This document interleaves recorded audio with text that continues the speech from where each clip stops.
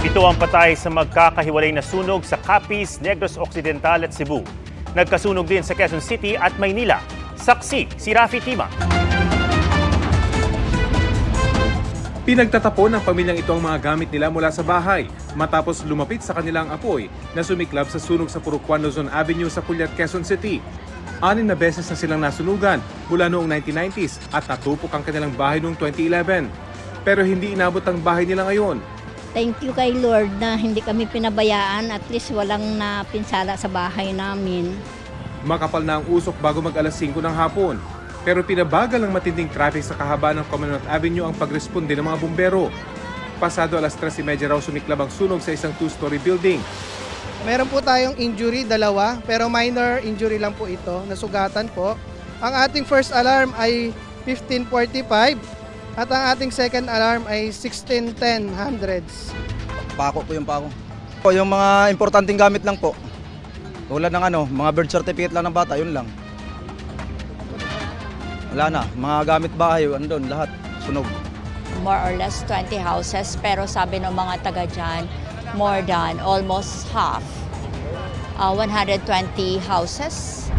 Pasado alas 11 kaninang umaga naman, rumesponde ang mga bumbero sa barangay Tatalon. Walang nasugatan at fire out na bago mag-alauna ng hapon.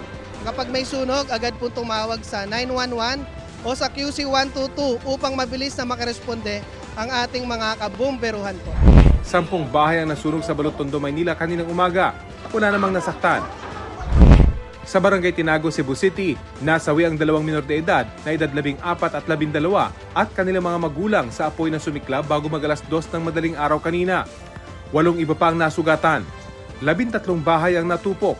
Ilang gitanaw ang posibilidad sa kuryente na hinungdan. So, apan ila ko din yung palawman pag maayo.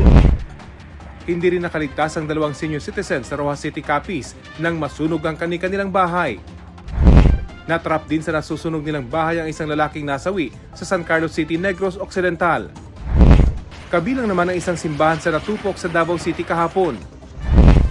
Sa datos ng Bureau of Fire Protection, 2,796 na ang naitalang fire incident sa bansa mula January 1, 2024 hanggang ngayong araw. Halos 26% ang itinaas kumpara sa parehong panahon noong nakaraang taon. Halos 50% naman ang itinaas ng bilang ng mga sibilyang nasawi. Pinag-iingat ng BFP ang publiko sa panganib ng sunog lalo't papasok pa lang ang buwan ng Marso o Fire Prevention Month.